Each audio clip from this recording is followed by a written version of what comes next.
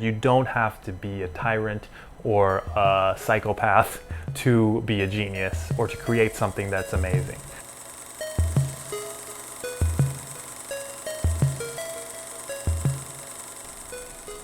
Hey everybody, my name is Nick. I'm a director and editor living in Taiwan.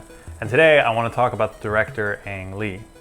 Something I often think about is that Ang Lee has not made my all-time favorite films, but he might be my all-time favorite director. He's perhaps the person that I strive to emulate the most. And I think he is a director whose career is really worth studying and considering if you want to be a director. And I think more people should try to be like him than some of these other people that they might be looking up to.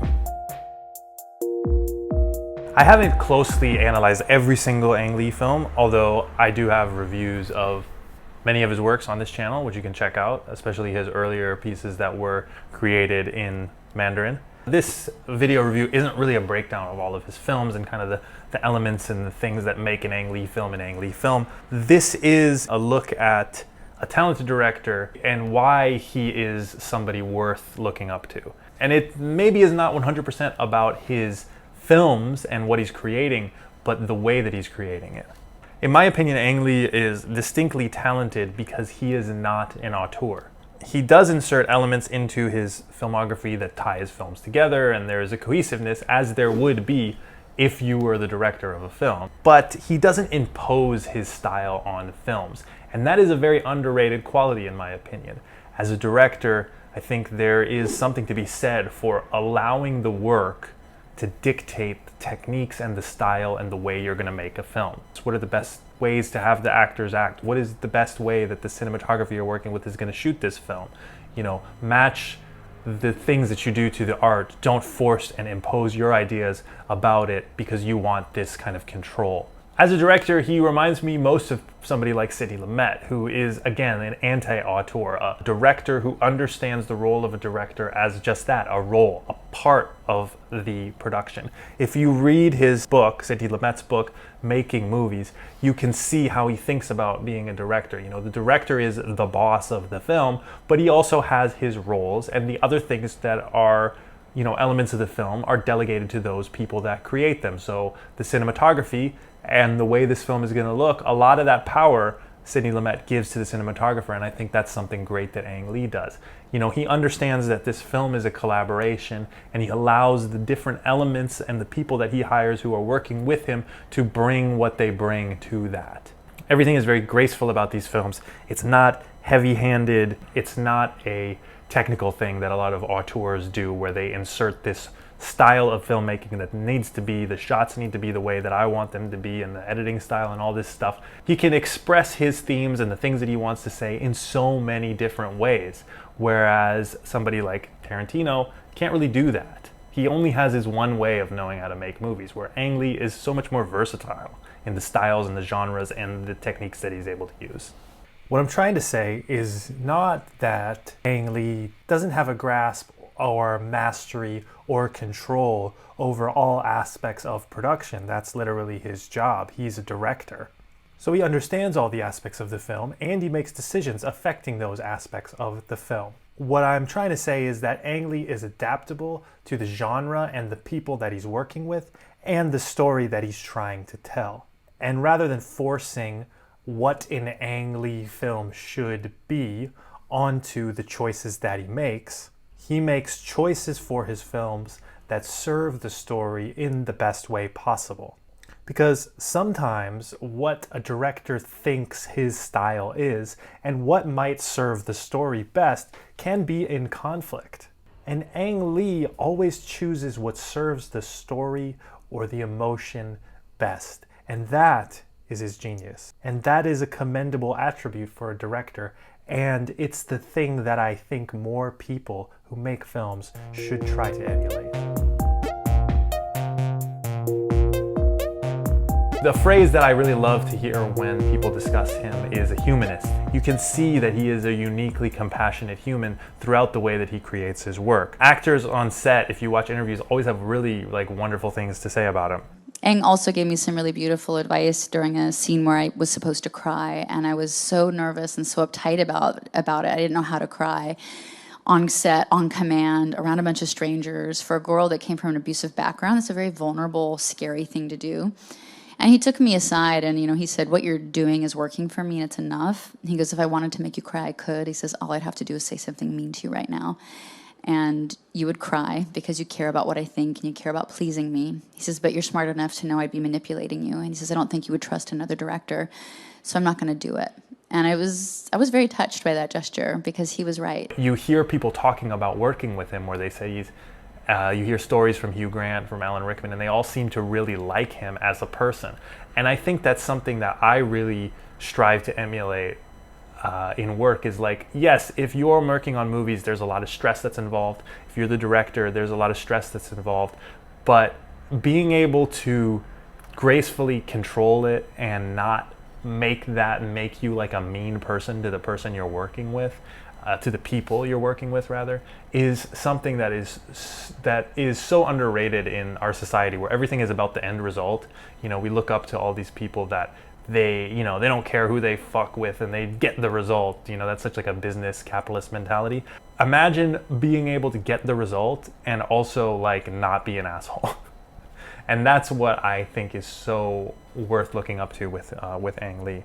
I actually have a personal story about Ang Lee where I met him once. And that's why I have such strong feelings that I really do believe he is as nice of a person as actors say and as you hear about.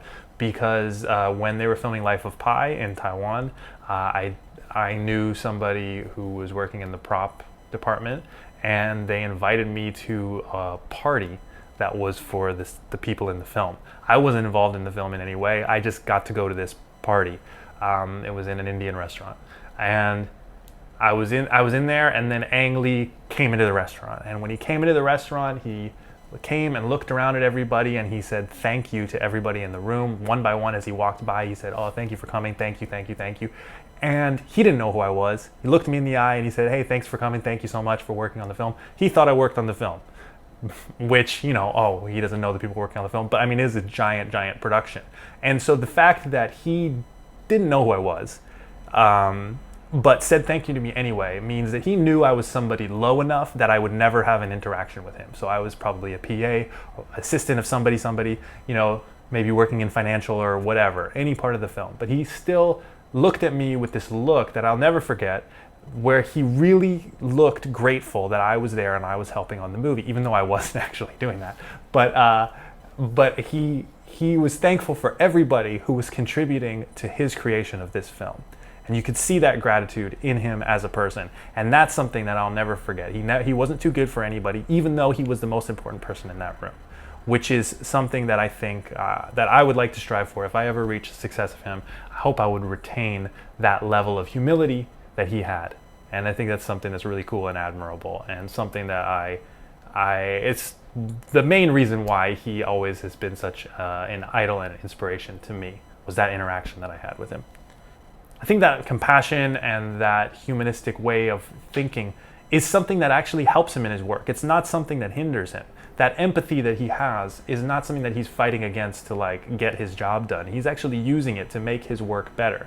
The actors that he works with always talk about how he's very attentive to detail, and he caters his style to the person that he's working with. So he understands that a new actor needs a different kind of directing style than a seasoned actor. There was an interview that I saw that he talked with a seasoned actor about the stuff that's in his pocket, even though they're not going to show that, because he probably understood that's what that actor needed.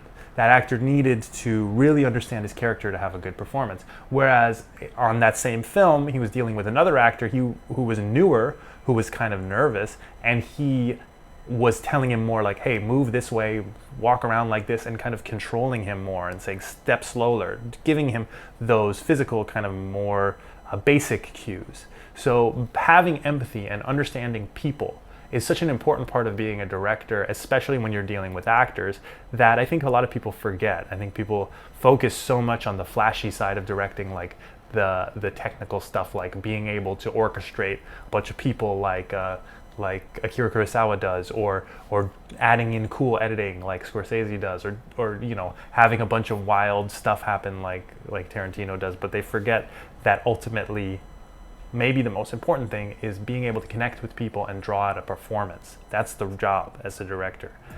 And that's a really important job. So why is Ang Lee like this? Why is he able to do this? I think a big part of it is that Ang Lee made his first movie, small budget film, Pushing Hands, in 1991. And he was 37 at the time. So I have a personal connection to this again, as someone who's getting a little older. You know, I haven't made my first feature yet, but it's an inspiration again to show that, like, hey, the older you get, you know, you can still kind of achieve what you want to achieve. Ang Lee is such a cool person to look up to in that way. I think his success later in life is just my hypothesis, but it allowed him to really appreciate his standing, his achievement, and be grateful for where he was. And if you listen to him talk, if you listen to any interviews, if you see the way he is, you can really feel that. You can, and my personal experience with him, the way that I saw in that brief moment, how he treated the people that he was working with, you can really see that he's grateful to be where he is. He has a lot of gratitude for his space. It's not given because he got that success later in life. You know, you see people that are maybe successful a lot younger, and they don't really understand or appreciate how hard or how difficult it is to get to where you want to be. Again, I think the most important thing and the most impressive thing is that you don't have to be a tyrant or a psychopath to be a genius or to create something that's amazing. You know, you see people like Stanley Kubrick or David O. Russell, who's the most extreme example, who's like very abusive on set. And that's not okay, no matter what you're creating.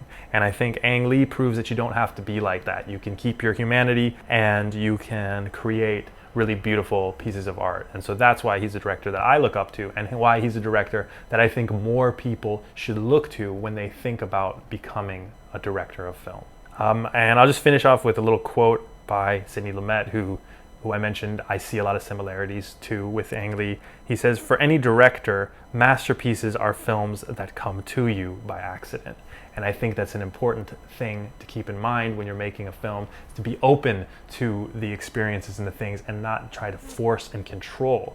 You know, I think there's, obviously you have to have a vision, you have to do things to make the film that you want. You have to have an element of wanting to be in control if you want to be a director, because a director directs, it's in the name. But there needs to also be a little bit of openness, and you have to understand that the thing that's going to make you take your film from being something good to being a masterpiece is going to be accident, probably. It's maybe the accident of the person that you're working with, who you have a really good fit with. It's an accident of light, it's an accident of this, and being open to those accidents and receptive to those is an important thing.